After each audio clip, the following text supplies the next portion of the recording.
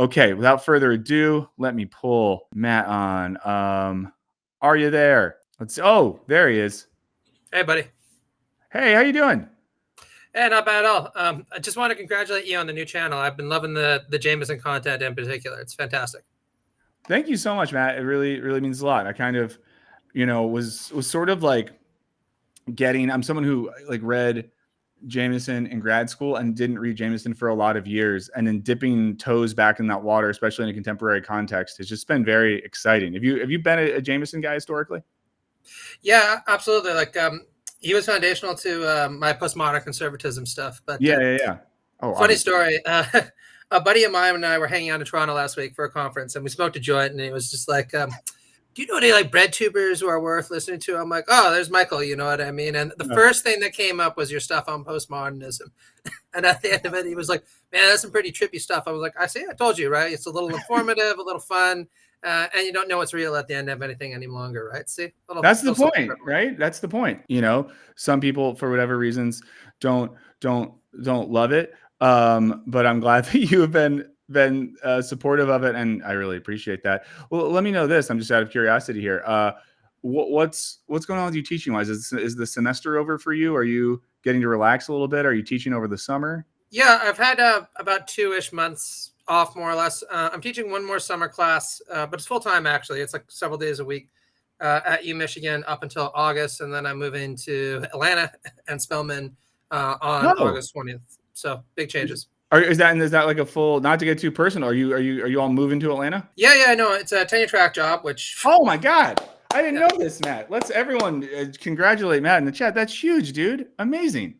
Thanks, man. Yeah, honestly, like I thought that I would never be quite that lucky, but it's a good job. It's teaching political theory, what I like, and from what I've heard and what I've seen, Atlanta is supposed to be a cool place. So I'm looking forward to it. Atlanta's great. I've spent a good amount of time there. My brother-in-law lives out there. He's a really nice guy. If you ever need someone to grab a beer and shoot the shit with, he's very smart for a non-academic guy who works in baseball. Just a lovely young man. I say young. He's not that young. He's in his early 30s, just younger than me. Well, the main thing I want to really start talking to you about, Matt, is this piece that came out, 8 days ago on Liberal Currents. I posted the link in the description, everyone. It is on the Far Right Canon. Really interesting piece because, there's been ongoing discussions about these sort of philosophers and the intellectual sources of the modern right-wing movement. And we are having this period where, at least in what we see in the more like mainstream press, sort of a revival of this idea of, as you paint in the piece, like non-liberal right-wing thinking, like explicitly far right. And you talk about how there's all these different terms that one could use for this. We just had last week another Yarvin profile in a major publication on the past couple of months. There's been New York Times and the New Yorker that have painted him as this important intellectual figure. We obviously know that you've written on Yarvin before. So I want to start by asking you this. What was and I know you've written about this in book form before and in other pieces, but what was the motivation for writing this piece right now? Well, I think there were two main ones. The first one is, to quote the podcast, knowing your enemy, right? I really think that for a lot of people on the left, the right is primarily motivated by instinct or intuition, right? Like Paxson put it in The Anatomy of Fascism. Being on the far right certainly is kind of a matter of the gut rather than the head. And certainly there's an awful lot of gut and ass talk that comes from the far right. I want to be very, very explicit about that. But it's not exclusively that, right? There have been people, sometimes very, very impressive figures over the course of history, who've tried to offer a cogent intellectual and even metaphysical defense of far right positions. And I think that effectively combating the far right means understanding their positions, potentially and hopefully even better than they do in some circumstances. And then I think the second major motivation for this was just the effort at canonization. Actually, this was an idea that I got from Liz Anderson, of all people. So in a recent book, Hijacked, which is about neoliberalism, she points out that there's really not a very clear social democratic or even socialist canon. Everybody knows you read Marx, right? And then maybe, you read your Lukács down the line, but it's not exactly clear who you should read, certainly in the United States, if you're committed to democratic socialism. And so she said, we should do something about that. And I thought to myself that you could say something very similar about the far right. Everyone kind of knows what the conservative canon is, definitely we all very familiar with the liberal canon at this point.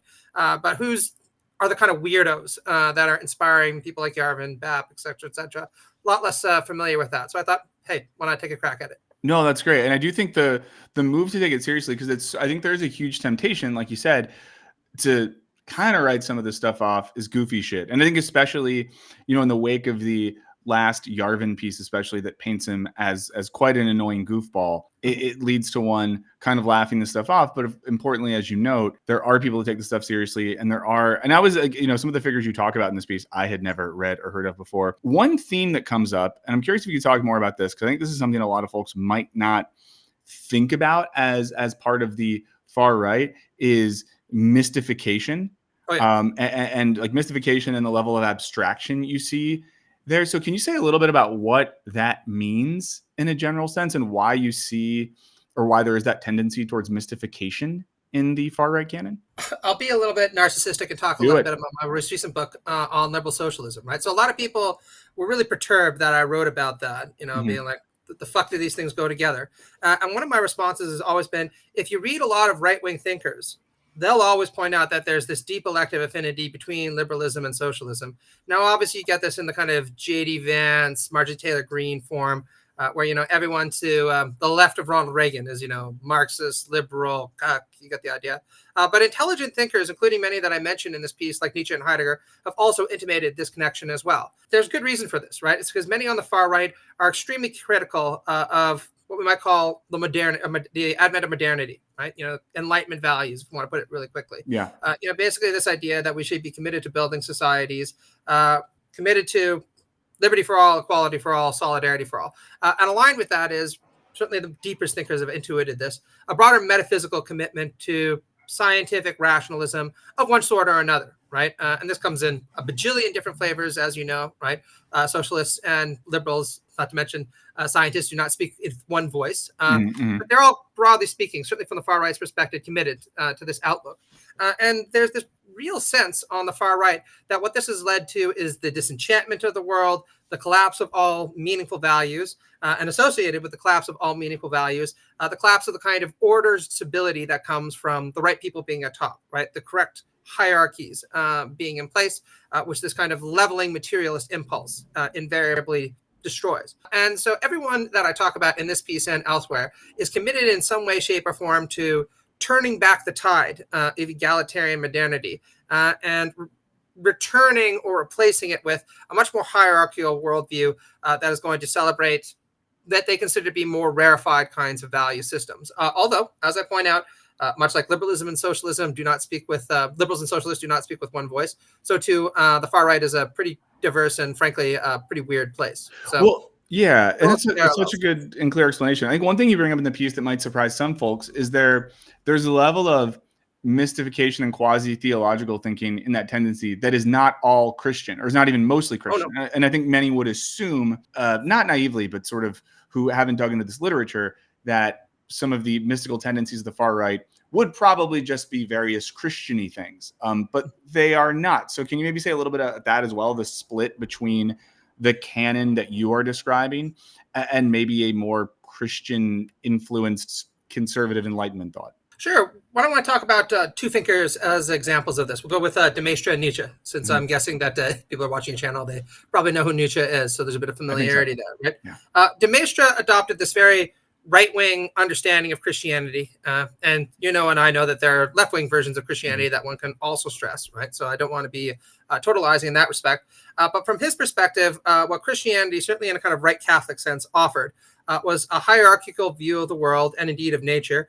There was a great chain of being with God up at the top, the king, at least in the profane world, also up at the top.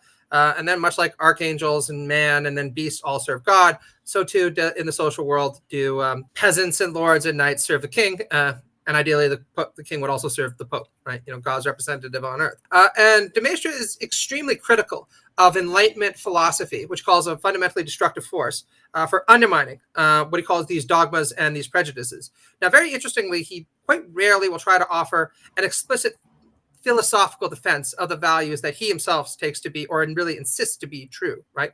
You get a bit of that in St. Petersburg dialogues, but actually very often he's quite skeptical that you can even establish something to be objectively true, morally, or even for that matter, epistemically and metaphysically. But what this means is not that we should embrace skepticism. It's rather precisely that we need to embrace dogmas and prejudices. Why? Because he insists in his Against Rousseau essay, if you leave it to every person to try to sort out how the world is and encourage constant dialogue and criticism of established views in the name of finding the truth, this kind of Socratic impulse, you're just going to get anarchy, chaos, and all pretty well formulated and well operating hierarchies is going to be dissolved as a result of this. So he says, from cradle to grave, people should be surrounded with dogmas and prejudices. And when they come into the world, their every opinion should be basically pre-made for them, which is why you need things like the church, right? So what you get there is a very kind of throne and altar type of reactionary thought, right? Seeing Christianity not so much as the true doctrine, although Nietze insists that it is, even he inserts it must be, right? But insisting on its function in maintaining social order and social hierarchy. Nietze came to a very different perspective, and he's going to go on to influence an enormous array of right-wing thinkers like Heidegger, Evola, Bapp going forward. Because Nietze insists that actually Christianity in many ways is the root of the problem, right? Christianity with its insistence that the wretched of the earth will know that God's on their side, its emphasis on things like pity, equality before the throne of God, that essentially laid the seeds for this idea that we are all equal, and this idea of a hierarchical society where some dominate others, that's just fundamentally unjust or contrary to God's law. Now, Nietze is a profound thinker. I want to be really insistent about that, right? I'm not knocking his qualities as a philosopher. Because, of course, he says, look, the Christian God is gradually ceasing to be an object of belief, although I think that's partly for Christian reasons, right? In the Genealogy of Morals, he says, this extraordinary emphasis on truth that you find in Christianity, especially after the inclusion of Platonism into Christianity, itself led Christians to make their most startling influence, as I think he puts it, the inference against themselves. Namely, is it the fact that our truth mechanisms are themselves true, or our Christian commitments are themselves true? But once the Christian God disappears under the advent of secularism, he insists that actually Christian religion persists, albeit in secularized form. Liberalism, socialism, democracy, feminism, these are all kind of secularized Christian moralities, right? And he thinks that now that we've gotten rid of the Christian God, we shouldn't be carrying on with these moralities any longer. We should get rid of them and replace them with what was termed by Jorge Brandes a kind of aristocratic radicalism. And Nietze himself signed off on this. I want to be clear, right? Brandes wrote to him and said, this is how I'm describing your philosophy. And Nietze said, this is the cleverest thing written about me so far. And this kind of aristocratic radicalism is going to mean rejecting the history of Christianity for the most part. He also thinks that Christianity helped deepen the soul. But instead, we're going to have a regime where a bunch of Caesars with the soul of Christ, as he once put it, will rule over us. And if that means enslaving other people in order to serve in their projects, then so be it. That's the only thing that can possibly resuscitate what he thinks is an increasingly deadening culture. Yeah. I'm going to circle back to Nietze in a bit, because I have some questions for you on that I think will be interesting to folks who maybe would be surprised to see Nietze in this canon. Maybe one more kind of general thematic that you get at in the piece, which I found interesting for a variety of reasons.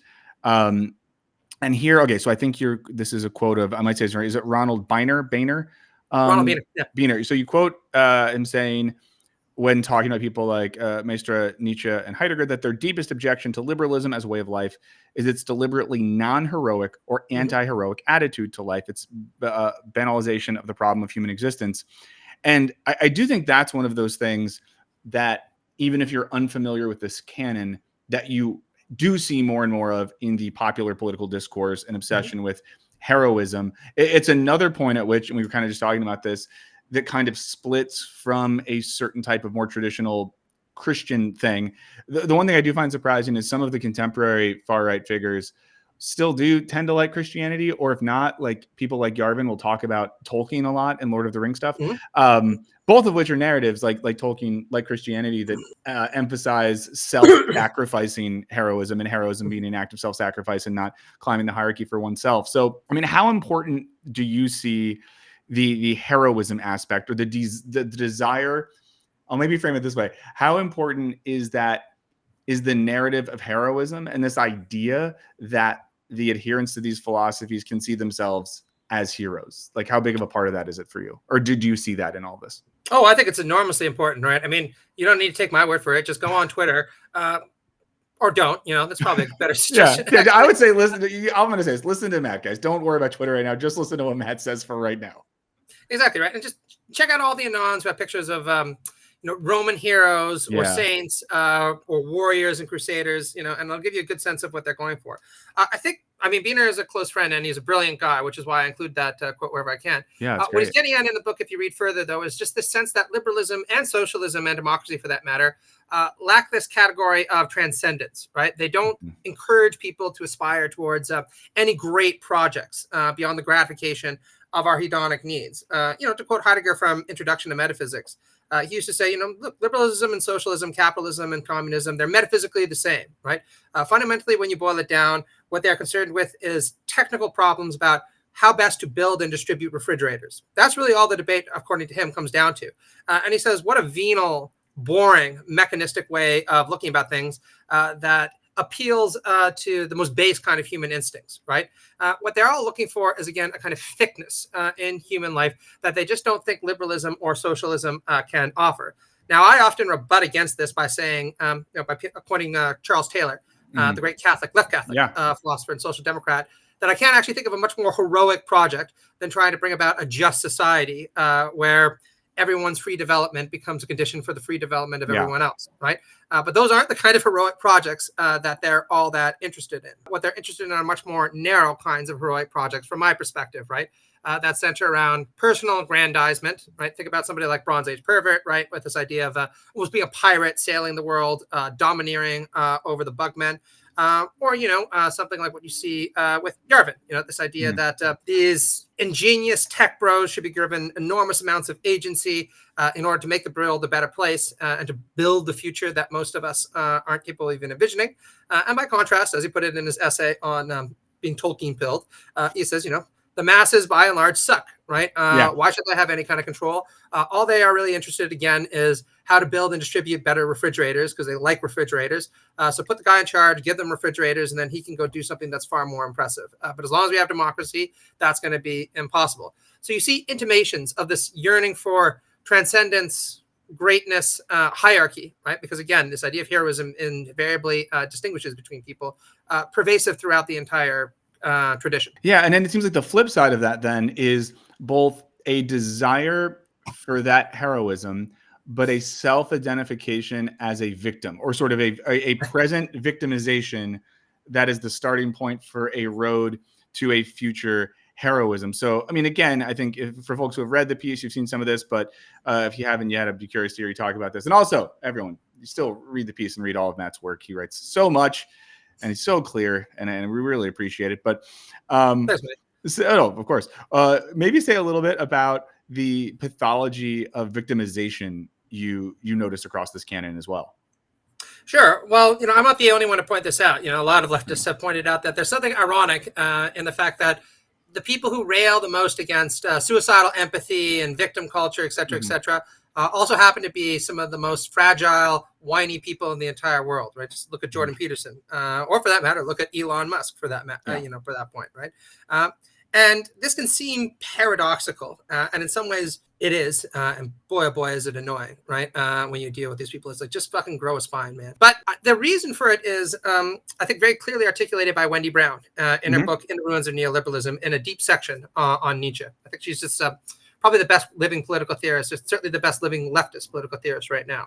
And she points out, look, Nietze talks an awful lot, I think correctly, right, about how ressentiment and a sense of victimization can emerge in the lower orders. And this has always been ample fodder for left-wing movements, right? This idea that, we're being dominated by racial oppression, gender oppression, class oppression, et cetera, et cetera. And we should get rid of that to create a better society because it's the moral thing to do. Putting that aside, though, what Brown points out is that he never really talks about how ressentiment can very much be present amongst those who either are elites or who regard themselves as elites. So what you really find on the far right is resentment at the feeling of dispossession, right? This idea that I was supposed to be the head of my family. Mm-hmm. My race was supposed to be dominant in society. My country was supposed to rule over all. My religion is the clearly true one, and everyone should accept it as true. And there, but for the presence of these nasty leftist elites who constantly undermine culture, and of course their allies in the liberal orders, my elite status would be recognized and affirmed. So the thing to do is to get rid of them, and then I will come into repossession of what I'm so vigorously entitled to. And I think that people have always underestimated the power of this fusion, right? The sense of being an elite and a victim at the same time, because it really allows people to think that they are victims and that they have been wronged in some way, and consequently it is moral for them to undo this wrong.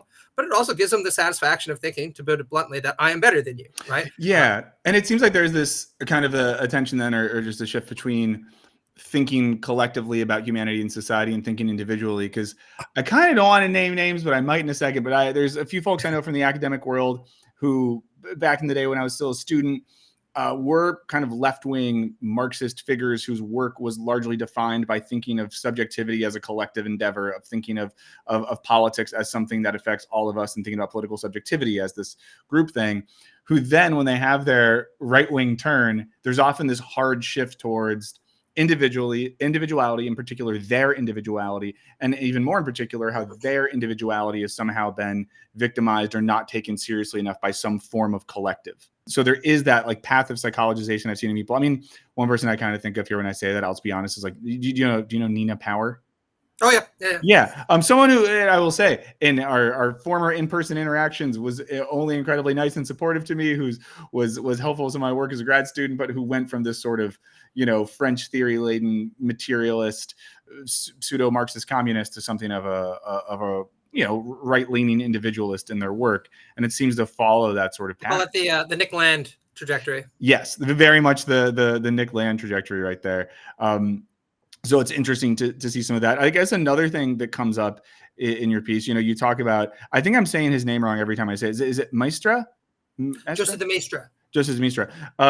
You refer to him as pioneering a pseudo-punk attitude, which I think is another, I mean, we've heard this be discussed on the internet and the news media for a while now, this idea that it used to be cool and punk rock to be left-wing, and now like Charlie Kirk and his friends are the real punk rock folks. So it's interesting to see this reflected in some of these intellectual sources as well. So what makes de Maistre and folks of that ilk, worthy of being referred to as being a little bit pseudo punk in their attitudes? Oh, I'll just pull this up right here, actually. Yeah. Here we go. I mean, I'll tell you everything you need to know, right? Right-wing revolution, right? Oh, trying to hide, sorry, guys. We didn't ask for consent to look at Charlie Kirk's face. He's not smiling, so don't worry too much about that. And just real quick for folks who are just tuning in, just so you're up to date, I'm talking to Matt McManus, writer and professor of political theory. We're focusing in particular on his recent piece in Liberal Currents, the Far Right Canon, but we're talking about some stuff more generally. I've thrown a link to that in the chat. I'll throw a link in the description as well. But just to get you up to speed, if you're jumping in right now, and I just asked Matt about the punk rock spirit in some of these figures. So with de Maistre and Carlyle and folks like that, what makes it that we can understand what they're doing as a little bit punkish or a little bit rebellious? Why does this appeal to folks' desire to be little anti-authoritarian rebels? Well, this is a very generative tension within far right thought, right? Because I mentioned it's inherent elitism and hierarchical mindset, right? And people are perennially forced to ask themselves, if the masses do suck and I'm so much better, or people like me are so much better, why are we not in charge, right? Why is it that the world has been profaned in this kind of fashion? And sometimes, like any other kind of generative tension, this can produce quite interesting results, right? So de Maistre is one of the first thinkers to really accept that the world is not the way that it once was, right? That there's no kind of just passively going back to the Ancien regime, because, as he puts it at one point, there's a satanic quality to the French Revolution, where everything that was once accepted has now been undone. And so the world needs to effectively be remade, right? And even laments, I put that in quotation, that sadly 4 million Frenchmen will need to die because one king was executed, right? And it's just providence that dictates this punishment. But what he makes very clear is that there's a real appeal, certainly to the masses, to this democratic attitude. Because how could there not be, right? It has this kind of Luciferian quality of tempting them to think that they can govern themselves when clearly they can't, right? Because God has ordained that the king should govern them instead. And so because it has become so ubiquitously popular, he almost has a kind of insurrectionary quality to his writing, where he feels that he's working against all the demonic forces that have seized control of the world, and that have personally banished him from country to country as Napoleon advanced, spreading the values of the French Revolution everywhere he goes, right? Now, it's very easy to point out that this is, let's say, a bit rich coming from a nobleman who wants to restore the king to pride of place because he has a great deal of contempt for ordinary people trying to govern them themselves. But he really makes a go at it, right? In a way that I point out is theoretically innovative. In one essay, he even tries to take democracy on its own terms by suggesting actually it's monarchy that elevates people far more than democracy. Why? Because, monarchy allows you to participate in its splendor, is the term, from a distance, and without actually, of course, obtaining any kind of agency. Whereas democracy, republicanism, what does it mean? It means everyone comes out and votes. Nobody's vote matters all that much. And it means that ordinary people have a say in things, which means that just go to pass mundane projects anyway, right? So it's not an edifying kind of mode of life. So it's this kind of insurrectionary quality, pushing against the great forces of revolution and Satan. That comes against him, this prototype quality. Yeah, and you write in your piece that referencing Destra, by contrast, monarchy allowed the people to participate in its splendor, albeit from a distance and lacking agency. And that's that's a theme we see in the work of some of the contemporary folks, like the Yarvin-esque people as well. The idea that, you think you want democracy, but actually that's mostly BS. What would be way better for you is to participate in the joy and the beauty of the wonderful monarchy. Yeah, absolutely. And I always point out that his vision of who this monarch should be almost always itself sucks, right? Once upon a time, it was Steve Jobs. And if you know anything about Steve Jobs, even his close family thought he was an asshole, who you didn't exactly want to be caught in an elevator with. So you could ask yourself, do you really want that guy in charge? And then there's Elon Musk, right? A man who seems a lot like that dude from Community who just gives out sperm. It's because he just imagines everybody else wants to have his children. It's like, do we really need a guy like that in charge of anything? I think that really I'd put a lot more faith in the first 400 names of my phone over Elon Musk being in charge of anything, right? Yeah. But again, Yarvin is very, very much in the spirit of this kind of Demastrian, I'm a punk, being red-pilled or red-pilling people against the ubiquity of democracy kind of attitude. Now, one of the figures in your piece, some of these folks I've heard of and read a little bit before. I wasn't expecting to see John C. Calhoun. And of course, John C. Calhoun. Well, I've never, and folks in the chat are probably smarter than me on this. I think of Calhoun as like, oh, that's a guy that was vice president once. And often in reading some of the pieces that have come out recently about, again, folks like Yarvin, it tends to be a lot of like European sources for their thought. So it's interesting to see Calhoun, a homegrown patriot, contribute to this project. So maybe say a little bit about the role of John Calhoun in this canon and sort of the maybe specific Americanness of his far right philosophy. Sure. Well, if people are interested in an accessible approach to this, I'd really recommend my friend Zach Bochamp's The Reactionary Spirit, right, which is a kind of a tribute to Corey Robbins' The Reactionary Mind, who influenced a lot of millennial political theorists when writing about the right. I'm sure you've taken a crack at his work also.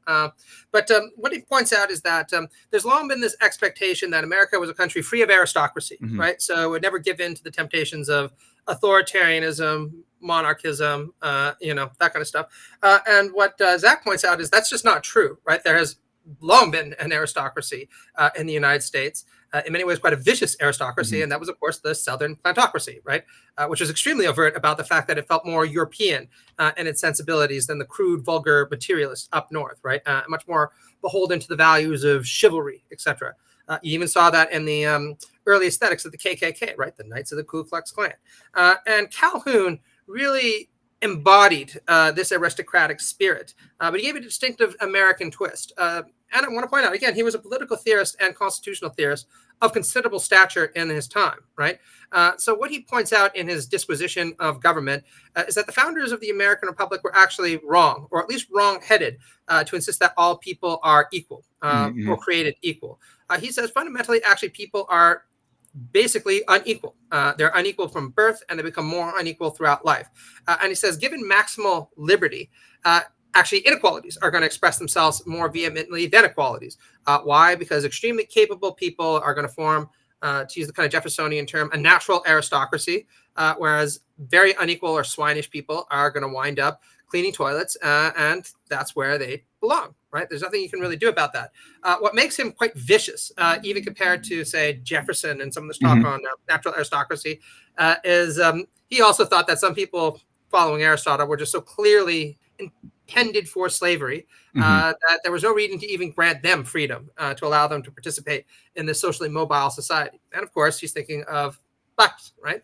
So in the 1830s, he gave numerous speeches defending the Southern plantocracy. And get this, right? He even insists, I'm not of that school of thought that holds slavery to be a necessary evil or transient evil, which he associates with the views of the founders, right?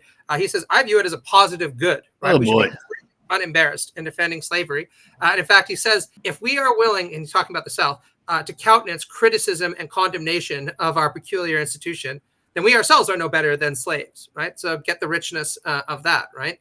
Jesus. And the way that he goes about trying to offer institutional defenses of this, and this is what makes this really American, is he defends slavery in terms of freedom, particularly the freedom of people to disclose and use their property as they wish, right? Nothing more American than defenses of private property, right? And slaves are kind of private property.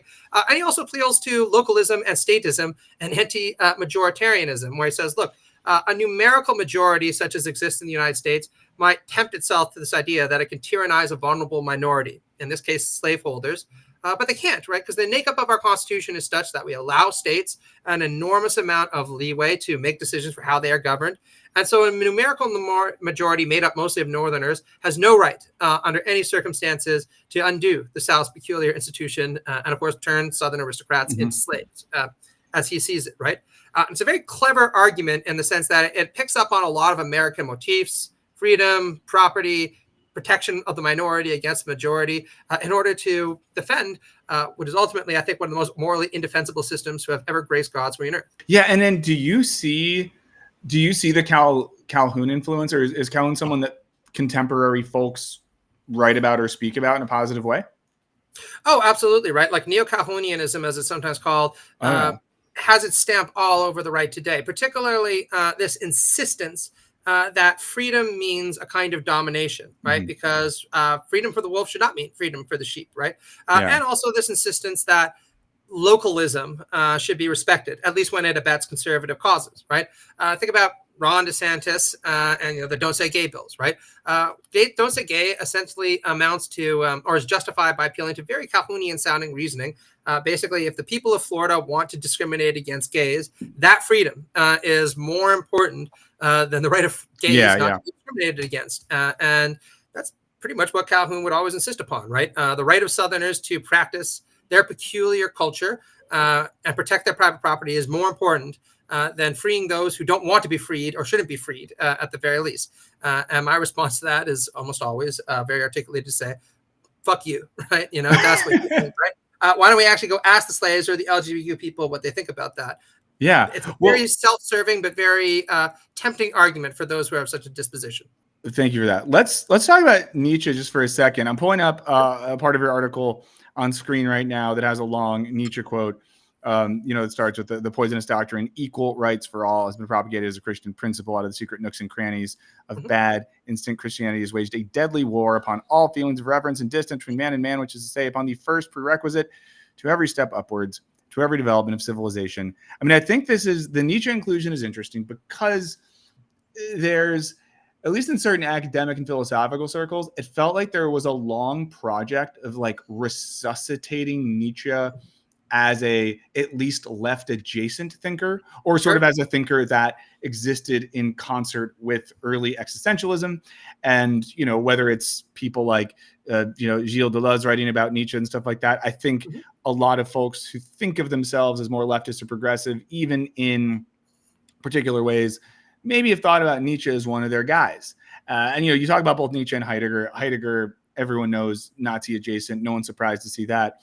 But I think some folks reading this article might be slightly surprised to hear about how Nietzsche is a part of this. And Nietzsche is not just a part of this in people's interpretation of Nietzsche, but that Nietzsche himself gives some pretty solid fuel to read him this way. And in particular, the back half of the quote that I currently have up on screen, he says, nowadays, no one has courage for special rights, for the right of dominion, for feelings of honorable pride in himself and his equals, for the pathos of distance. Our politics is sick with this lack of courage. I think a lot of people could read Nietzsche in a way that is, critiquing a herd mentality that's more about the lack of individuality or sort of individual will. But here it seems pretty clear that he's saying some stuff that plays right into the project that you're describing. So maybe say a little bit about Nietzsche as, far right philosophical figure and what some of us might be missing when we have skimmed past some of this in Nietzsche or read around it. Sure. And I want to point out, this is just in his published work, right? This is what he felt inspired to put out there in the world, right? This idea that equal rights is a poison and the aristocratic attitude must again prevail. If you go into the Will to Power, which is a controversial work, but he did write everything that's in there, right? He'll sometimes say, look, I do not grant the unfit the right to life. They're unfit peoples. And he'll also sit there and say, it's a profound misunderstanding of my work to interpret it as calling for a kind of individualism, right? He actually explicitly rejects this kind of Bohemian interpretation of Nietzscheanism. He says, my philosophy is about rank ordering, right? This idea that some are superior to others. So the topic of how Nietzsche's, the reception of Nietzsche has evolved is very, very complicated, right? And I want to be very clear, since I'll always get at least like one or two people who write to me being like, you hate Nietzsche, you're bastardizing Nietzsche, how can you not like him? I lost my Catholic faith when I was 18 years old. The first book I picked up was Beyond Good and Evil. And then I immediately went to Twilight of the Idols and the Antichrist, and I absorbed like pretty much the whole canon in a couple months, right? I love Nietzsche, right? I think he is just an enormously important thinker. I would put him right at the summit of right-wing thought along with Dostoevsky and Burke. And I think that there's almost a kind of reflexive desire not to have him included, precisely because a lot of people on the left have this somewhat vain belief that almost all the intellectual stars must be on our side. Yes. We're right? And that's not true, right? I mean, one of the reasons I also wrote this part is to point out, look, there can be very smart people that hold very bad and I think even wicked viewpoints, right? Nietzsche is just a spectacular example of this. So Nietzsche actually, from early on, was actually widely accepted to be a hard right thinker, right? This is Jorge Brandes' interpretation of him. And Brandes was the first person to take his work seriously and give it a kind of philosophical reception, in this case in Denmark, where he said, clearly Nietzsche is calling for, to use again that terminology, aristocratic radicalism and a rejection of democracy, feminism, and egalitarianism. And there was a big debate about that. Of course, during the First and the Second World War, he was widely perceived to be a kind of prop for German conservatism and nationalism and Nazism, right? That's the way certainly his sister tried to spin him. Now, I want to be clear. That viewpoint is entirely wrong, right? Nietzsche is certainly not a nationalist, and he definitely wouldn't be a German nationalist, right? But his work was widely received to be right-wing at that point, and he went on to influence any number of important fascist thinkers, like Heidegger, and for that matter, Evola, both of whom I also mentioned in the piece. And then it was actually in the 1940s and 50s that the reception of his work began to turn. First, he was interpreted, certainly in the Anglo-American world, as a kind of proto-existentialist, which is a legit reading, right? There's a lot of stuff in Nietzsche to support that, right?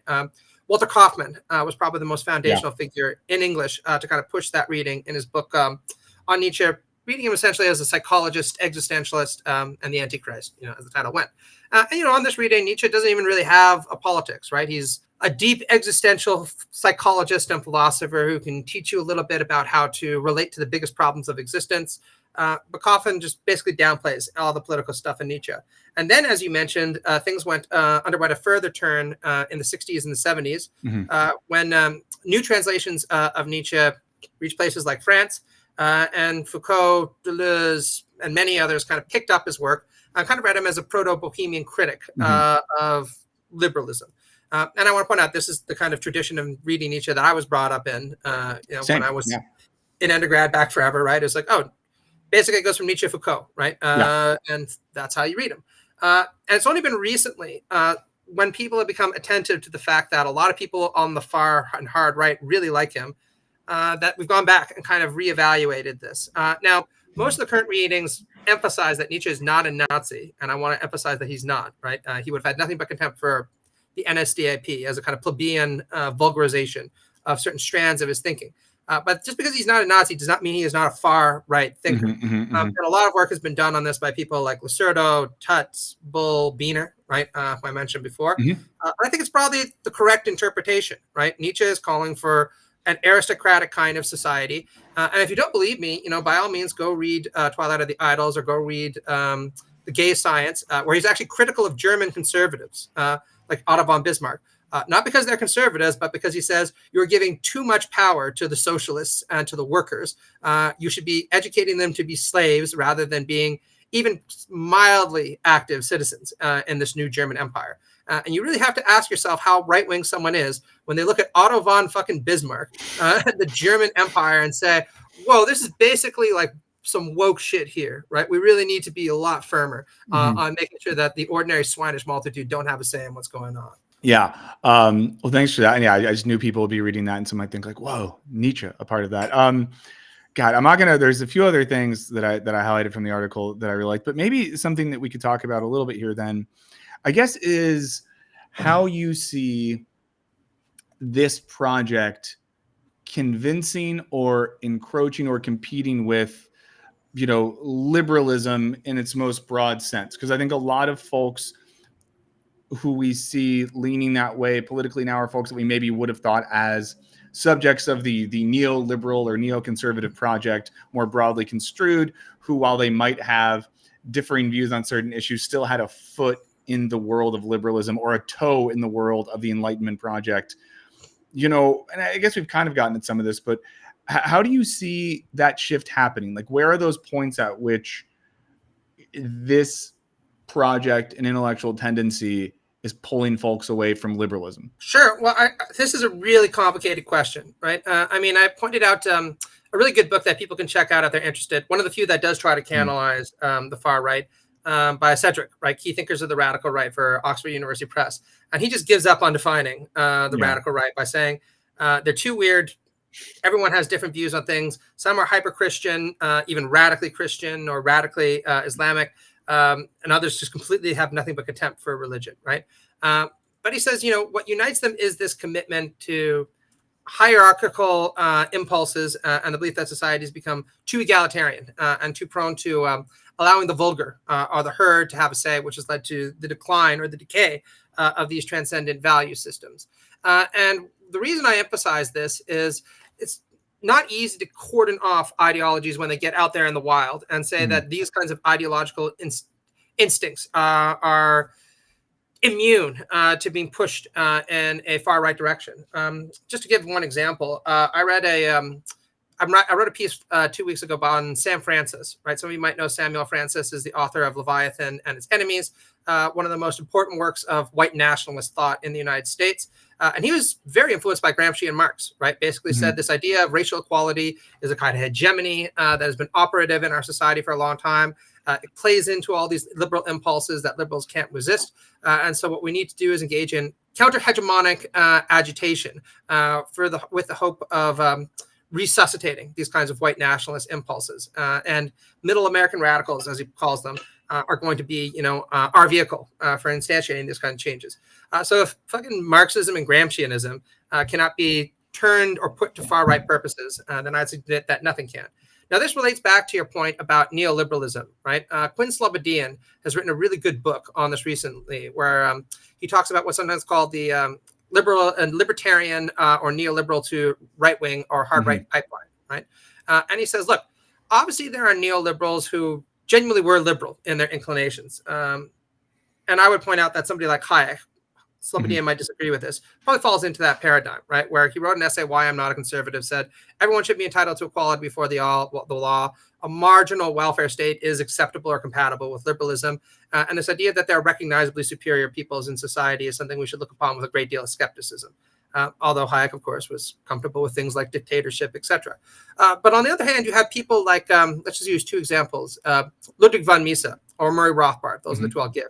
Ludwig von Mises was quite comfortable with fascism when it emerged in the 1920s, saw it as a kind of stop guard against communism in Italy, even though he said, preferably we'll go back to uninhibited neo or authoritarian liberalism afterwards.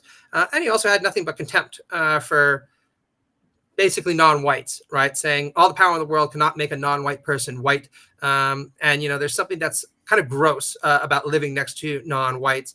But nonetheless, we should probably aim at equality before the law with a few exceptions, right? Slobodian points out that it's not that hard to take some of those impulses and transition them in a hard right direction, the way, say, that Curtis Yarvin is very influenced by Ludwig von Mises, by saying things like, look, the advent of the welfare state owes a lot to our excessively tolerant attitude towards minorities who are always going to need our help. And so transitioning towards a monarchy that is willing to destroy the welfare state is really the best way to make the world safe for capital, the way somebody like Ludwig von Mises insisted. Murray Rothbard is another person I mentioned. Rothbard was initially an anarcho-libertarian who you think would want nothing to do with white nationalists. But he later had nice things to say about the Klan and nice things to say about all kinds of people in the paleo-libertarian movement, fixated on race and IQ, amongst other things. And again, very similar reasons, right? He said that the burgeoning of the welfare state owes a lot to the civil rights movements and this belief, for instance, that the federal government can insist to people that you can't turn people away on the basis of their race if they want to go into your business.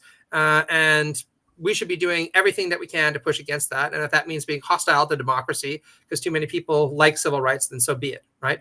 So this is the way that he would describe it. And I think it's very right. What you might call the kind of libertarian / neoliberal to hard right pipeline. And it's hugely influential these days. Well, and I want to pivot a little bit and talk about this while you're here. And I posted, actually, for folks in the chat, I posted a link to Matt's book on liberal socialism, if you all want to check that out. And I think, I would say if you're at a university especially, make sure it's in your library.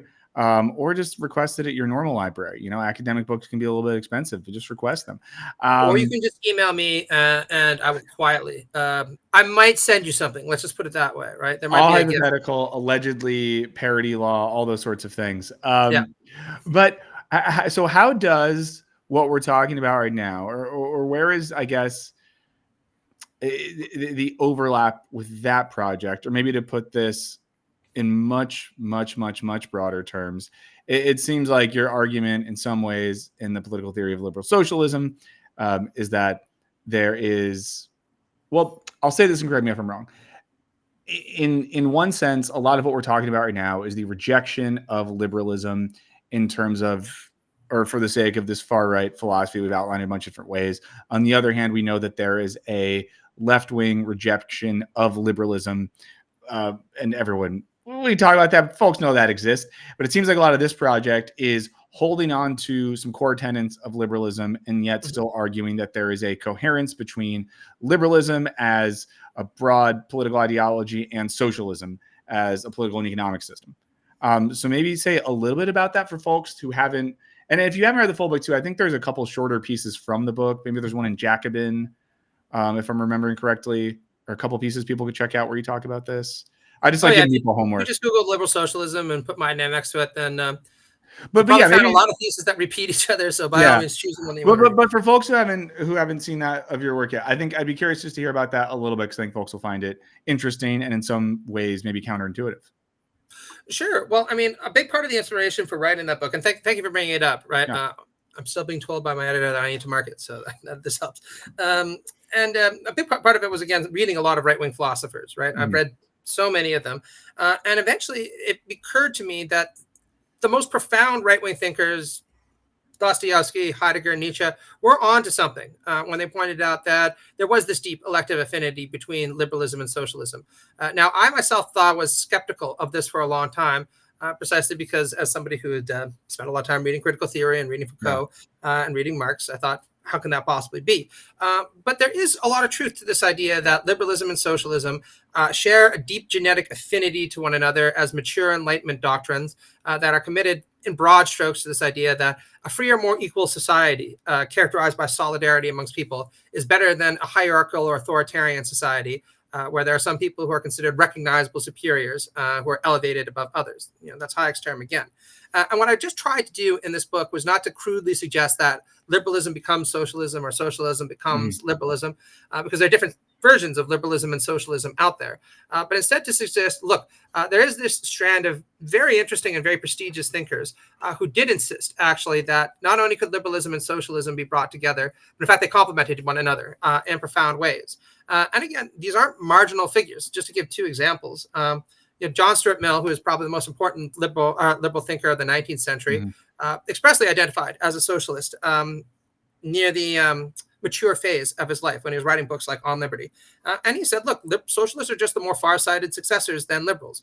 They are committed to imputing liberal principles into the market. And he had a lot of good arguments for this, right? Just to give one, he says, look, liberals have always been very critical of political aristocracy, right? This idea that people should adopt this slavish, brown-nosing attitude towards the aristocrats. But so far, he says, we liberals have been very silent when workers adopt this slavish, brown-nosing attitude towards capitalists, because we think that, well, it's okay to have these kinds of dispositions in the workplace. And Mill said, how foolish, right? Real men, he was a bit of a bro this way, don't want subordination and they don't want inequality anywhere because they want to deal with equals. And that should be as true in the workplace for liberals as anywhere. So it called for a kind of workplace socialism, cooperative socialism, right? Or then there's John Rawls, right? John Rawls's work, certainly the way I was taught it, has always been seen as a defense of kind of mid-century welfarism. But he actually expressly rejects that interpretation in his last book, Justice is Fairness, a Restatement, where he says, no, the welfare state still allows too many inequalities, and in particular allows economic inequalities that lead to political inequalities. And so what we should be committed to as liberals, if we're genuinely sincere about this idea that we are going to be a republic of equal citizens, is a kind of property-owning democracy or liberal socialism. And then in his lectures on Marx, he says Marx is a heroic figure. I think that liberal socialism answers a lot of what he calls for, and here's how it can do that, right? Yeah. It's not that well elaborated on, but it's very provocative. Yeah. Do you find it hard to hold on to liberalism when for so many people these days, I feel like liberalism and neoliberalism have become one and the same? Or I think there's a reading in which for some of us, maybe it can feel like neoliberalism was this necessary outgrowth of liberalism. So is it hard, or have you found that you have to, when talking about this to folks, like clearly disentangle those two things?